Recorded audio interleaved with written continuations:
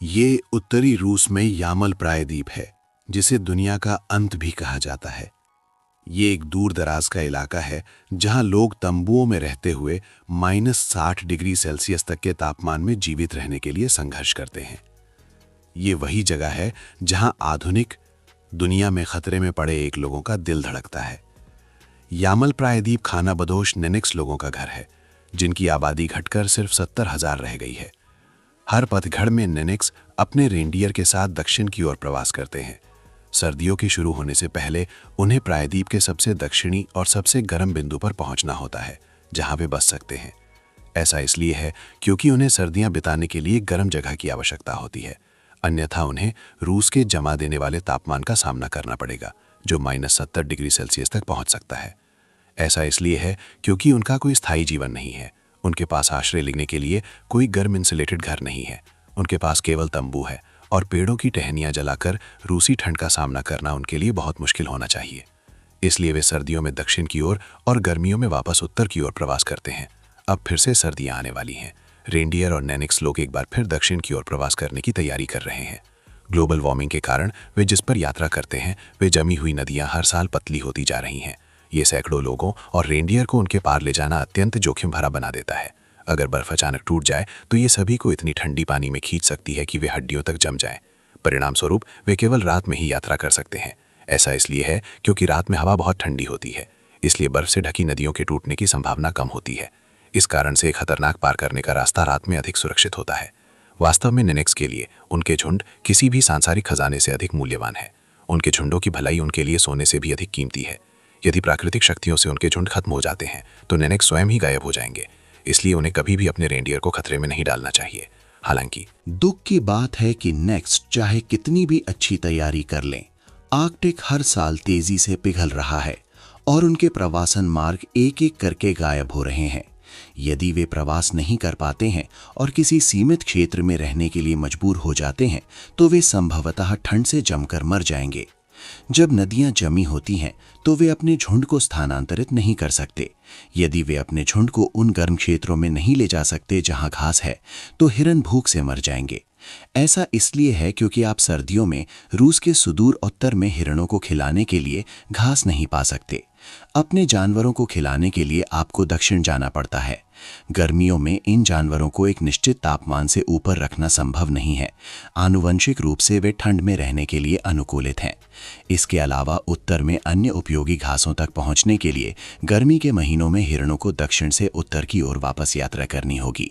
यदि आप उनकी प्राकृतिक प्रवृत्ति के विरुद्ध जाते हैं तो झुंड के भीतर अशांति उत्पन्न होगी। इसलिए आपको पूरे वर्ष यामल प्रायद्वीप के दक्षिणी और उत्तरी भागों के बीच अपने हिरणों को ले जाना होगा, अन्यथा वे आपके झुंड को छोड़ देंगे और अपने पसंदीदा फलों की तलाश में उत्तरी ग्रीष्मकालीन चरागाहों में भाग जाएंगे। दूसरी ओर नेक्स्ट विस्तारित परिवारों में रहते हैं। प्रत्येक परिवार में लगभग 40 से 50 लोगों का समुदाय होता है और उसके पास लगभग 200 रेंडियर होते हैं। इसलिए नेक्स्ट दसों हजार लोगों के बड़े समुदाय नहीं हैं जो एक साथ रहते हों। वे सभी जीवित रहने के लिए एक ही रास्ता अपनाते हैं, लेकिन उनके झुंड अलग अलग होते हैं। ये खानाबदोश रेंडियर पालक यामल प्रायद्वीप के विभिन्न क्षेत्रों में बिखरे हुए हैं। प्रत्येक समुदाय का एक नेता होता है जो प्रवासन के समय का निर्धारण करता है। परिवार के मुखिया झुंड से संबंधित हर चीज के लिए जिम्मेदार होते हैं और झुंड में हर कोई उनके फैसलों का पालन करता है। यदि आप रूस के यामल प्रायद्वीप की यात्रा करते हैं तो आप देखेंगे कि ये मूल रूप से नेक्स्ट के स्वामित्व में है। याकोतिया के लोगों की तरह नेक्स्ट रूस में रहते हैं, लेकिन वे जातीय रूप से रूसी नहीं हैं। वे इन ठंडी भूमियों के सच्चे मालिक हैं। स्लाव लोगों के रूस में आने से भी पहले वे यहाँ थे। हालांकि अब उनकी आबादी का अनुमान 60,000 से 70,000 के बीच है और वे यामल प्रायद्वीप तक ही सीमित हैं। उनका जीवन स्मार्टफोन, फिल्मों और टीवी श्रृंखलाओं से मुक्त है। वे किराया या बिल नहीं भरते। वे किसी कंपनी में नौकरी नहीं करते और हर दिन काम पर नहीं जाते। वे आधुनिक दुनिया की शर्तों के बजाय अपनी परंपराओं के अनुसार जीते हैं।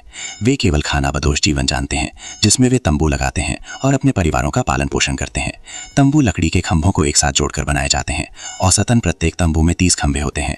खंभों को ऊपर से जोड़ा जाता है और नीचे एक वृत्त बनाने के लिए फैलाया जाता है। ऊपर का हिस्सा पूरी तरह से बंद नहीं होता है और लकड़ी के स्टोव की चिमनी के लिए एक छेद होता है।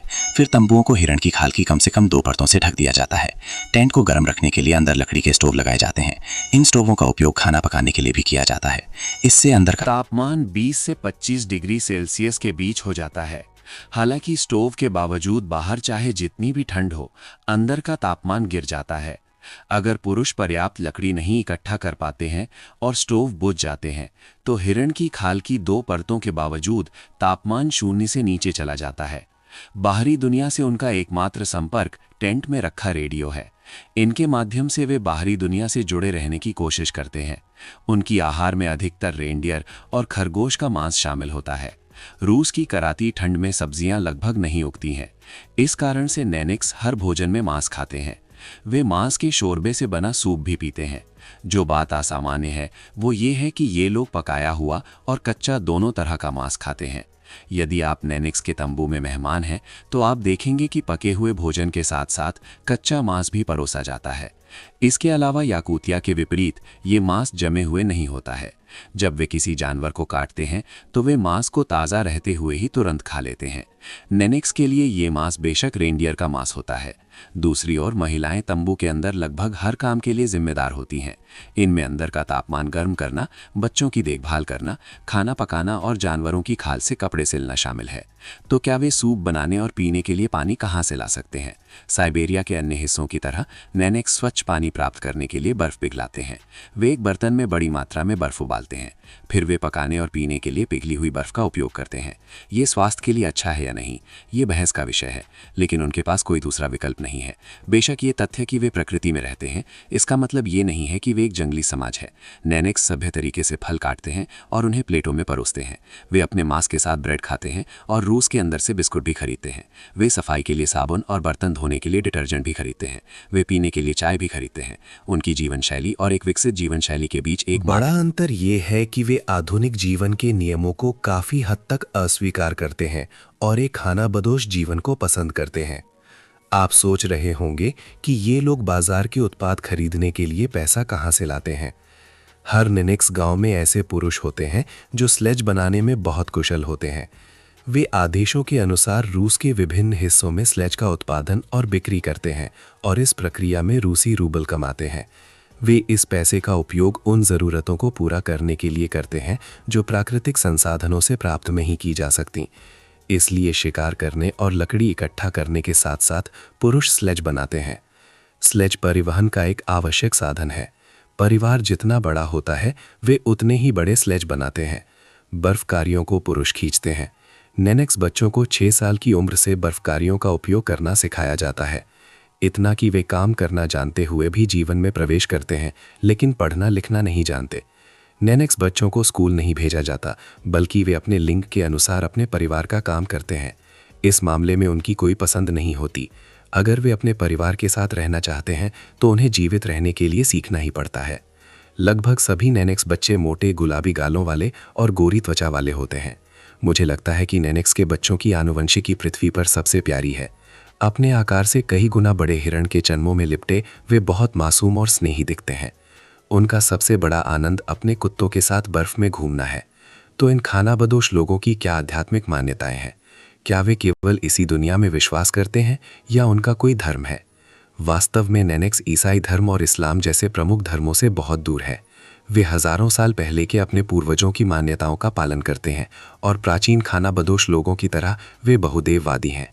अपने दैनिक काम के अलावा वे शमनवादी अनुष्ठान करते हैं और इन मान्यताओं के अनुसार अपने मृतकों को दफनाते हैं। उदाहरण के लिए वे पेड़ों पर कपड़ा बांधते हैं और मनोकामनाएं मांगते हैं। वे एक जानवर की बलि भी देते हैं और उसे वहीं खा लेते हैं, जो उनके लिए एक धार्मिक अनुष्ठान है। इसके अलावा वे अपने 5 साल के बच्चों से भी ऐसा करवाते हैं। ये अनुष्ठान एक शमन के नेतृत्व में किए जाते हैं, जो आमतौर पर एक महिला होती है। शमनवाद के अनुसार शमन वे लोग होते हैं जो आशीर्वाद देते हैं, आत्माओं से जुड़ते हैं और लोगों को बुरी आत्माओं से शुद्ध करते हैं। यदि परिवार में कोई व्यक्ति मानसिक संकट से गुजर रहा हो तो रात में आग जलाई जाती है और शमन बुरी आत्माओं को भगाने में सहायता करती है। इन अनुष्ठानों के माध्यम से नैनिक्स खुद को ठीक करते हैं और अपनी आत्मा को शुद्ध करते हैं।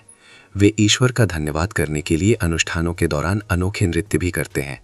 अनुष्ठानों और संतान होने के अलावा नैनिक्स का सबसे बड़ा शौक अपने हिरणों को अन्य बस्तियों के परिवारों के हिरणों के खिलाफ दौड़ाना है। वर्ष के कुछ निश्चित समय में पड़ोसी बस्तियां अपने सबसे तेज और सबसे मजबूत हिरणों के साथ स्लेज दौड़ आयोजित करती हैं। विजेता को पुरस्कार के रूप में एक स्वस्थ मजबूत हिरण मिलता है।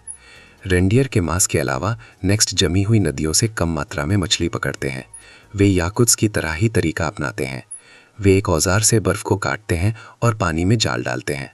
कुछ समय बाद नेक्स्ट जाल को पानी से बाहर निकालते हैं और मछलियाँ निकालते हैं। नहाने के लिए वे एक अलग तंबू लगाते हैं। वे इस तंबू में नहीं रहते, इसका उपयोग केवल खुद को साफ करने के लिए करते हैं। वे तंबू के अंदर एक लकड़ी का स्टोव लगाते हैं और जो व्यक्ति नहाना चाहता है वह तंबू को गर्म करने के लिए उसमें कुछ घंटों तक लकड़ी जलाता है। एक बार जब तंबू के अंदर पर्याप्त गर्मी हो जाती है तो वे बाहर से बर्फ इकट्ठा करते हैं। वे बर्फ को स्टोव पर एक बर्तन में पिघलाते हैं और उसके गर्म होने का इंतज़ार करते हैं। फिर वे गर्म पानी का उपयोग करके स्नान करते हैं। क्योंकि यह प्रक्रियाएं काफ़ी श्रमसाध्य हैं, नेनेक्स सप्ताह में अधिकतम एक बार स्नान करते हैं। वे केवल तभी स्नान करते हैं जब उन्हें करना ही पड़े। नेनेक्स के पास शौचालय की सुविधा भी नहीं है। वे स्वस्थ और निजी वातावरण में शौच नहीं कर सकते क्योंकि वे खानाबदोश लोग हैं और जहां वे रहते हैं वहां कोई नाली नहीं है। इसलिए उनके तंबुओं के अंदर शौचालय बनाना ज़्यादा समझदारी नहीं है। इसके बजाय लोग भीड़ से अलग होकर एक सुनसान जगह ढूंढते हैं। यहाँ अक्सर पैरों के पीछे या नदी के किनारे होती है। इस उद्देश्य के लिए उन्हें पानी की आवश्यकता होती है। यदि नदी जमी हुई है तो उन्हें बर्फ पिघलाकर अपने साथ पानी ले जाना पड़ता है। इसलिए निनिक्स के लिए शौचालय का उपयोग करना स्नान करने से भी अधिक कठिन है। आपको बचाने के लिए कोई गर्म बंद जगह नहीं होती है। आपको कठोर मौसम की स्थिति के कारण जल्दी से अपनी शौचालय संबंधी ज़रूरतों को पूरा करना होता है। निनिक्स जो कपड़े पहनते हैं वे हिरण की खाल से बने होते हैं। दूसरे शब्दों में वे भोजन, कपड़े और परिवहन के लिए हिरण का उपयोग करते हैं। वे गाय या भेड़ नहीं पालते हैं। ऐसा इसलिए है क्योंकि हिरण तेज होते हैं और ठंडी सर्दियों के महीनों के दौरान समय बर्बाद नहीं करते हैं। निनिक्स ऐसे जानवरों को नहीं पालते जो उनकी गति को धीमा कर दें। इस कारण से उनका पूरा जीवन शैली हिरणों के इर्द गिर्द घूमती है। वास्तव में हिरण सर्दियों के सबसे ठंडे समय में भी 80 किलोमीटर प्रति घंटे की गति तक पहुंच सकते हैं। हिरणों के साथ साथ निनिक्स भेड़ियों को भी पालते हैं। हालांकि याकूतिया या ग्रीनलैंड के विपरीत उनका उपयोग स्लेज चलाने के लिए नहीं किया जाता है। नेनेक्स रूसी जंगलों में जंगली जानवरों से अपनी रक्षा के लिए भेड़ियों का पालन पोषण करते हैं। पालतू भेड़िए गांव पर जंगली जानवरों के हमलों को रोकते हैं। भेड़िए रात में पहरा भी देते हैं जिससे परिवार सुरक्षित रूप से सो सके। यदि कोई नेनेक्स व्यक्ति घायल हो जाता है तो ये गंभीर मामला होता है। वे अपने प्राकृतिक तरीकों से रोगी को ठीक करने की कोशिश करते हैं और यदि वो काम नहीं करता है तो वे रूस से हेलीकॉप्टर एम्बुलेंस का अनुरोध नहीं कर सकते। ऐसा इसलिए है क्योंकि उनके पास संवाद करने के लिए फोन नहीं है। यदि बीमार या घायल व्यक्ति भाग्यशाली है तो गांव के किसी परिवार के पास एक स्नो मोबाइल हो सकती है। स्नो मोबाइल की बदौलत उन्हें निकटतम स्वास्थ्य केंद्र में ले जाया जा सकता है। आखिरकार हिरन पर सवार होकर रूसी शहरों में घूमना संभव नहीं है और इस समय वे प्रौद्योगिकी के बिना जीवित नहीं रह सकते। हालांकि वे प्रकृति पर निर्भर होने का दावा करते हैं, लेकिन उन्हें आधुनिक दुनिया द्वारा दी गई संभावनाओं की आवश्यकता है। दूसरी ओर नेनेक्स के बच्चे शायद अपने पूर्वजों जैसी जिंदगी नहीं जीना चाहेंगे। जब वे किशोरावस्था में प्रवेश करते हैं तो वे स्लेज पर हिरण चराने और तंबुओं में रहने के बजाय शहर के जीवन की ओर बढ़ना चाहते हैं। आधुनिक जीवन के नियमों के अनुसार जीना उन्हें कहीं अधिक आकर्षक और सुरक्षित लगता है। इसी कारण जैसे जैसे हमारा युग आगे बढ़ रहा है, नेनेक्स संस्कृति लुप्त हो रही है और अपने अपरिहार्य अंत के करीब पहुंच रही है। इसे पहचानते हुए वयस्क नेनेक्स सारा खाली समय संतान पैदा करने में लगाते हैं। वे अधिक से अधिक बच्चे पैदा करते हैं इस उम्मीद में कि भले ही कुछ कम उम्र में मर जाएं या शहर भाग जाएं, फिर भी अगली पीढ़ी में से कुछ लोग उनकी संस्कृति को जारी रख पाएंगे। सरल शब्दों में कहें तो वे अपने बच्चों को शहर की जिंदगी से दूर रखने के लिए हर संभव प्रयास कर रहे हैं। इस बारे में आप क्या सोचते हैं? अगर आप एक युवा नेनेक्स व्यक्ति होते तो क्या आप अपने पूर्वजों की संस्कृति से जुड़े रहते, प्रकृति के अनुकूल ढलते और पारंपरिक तरीके से जीते, या फिर मास्को या दुनिया में कहीं और जाकर कोई वेतनभोगी नौकरी पाकर एक अधिक पारंपरिक जीवन जीना पसंद करते? सच कहें तो दोनों जीवन शैलियों के अपने फायदे और नुकसान हैं। आप या तो शहर की सुख सुविधाओं को त्याग कर बर्फीले जंगलों में रहने का विकल्प चुनते हैं, या आप अपनी संस्कृति को पूरी तरह से भूल जाते हैं। यदि आप शहर की जिंदगी चुनते हैं तो आपको अपने परिवार की वंशावली समाप्त करने के लिए अपराध बोध हो सकता है। इसके बजाय आपको झुंड से अलग होने के लिए अपने परिवार द्वारा स्थायी रूप से बहिष्कृत किया जा सकता है। ये एक बेहद मुश्किल विकल्प है और इस तथ्य से हालात और भी खराब हो जाते हैं कि आधुनिक दुनिया में रहने की स्थितियां भी आसान नहीं है। रूस में विशेष रूप से युद्ध के समय अधिकांश लोग विलासिता और प्रचुरता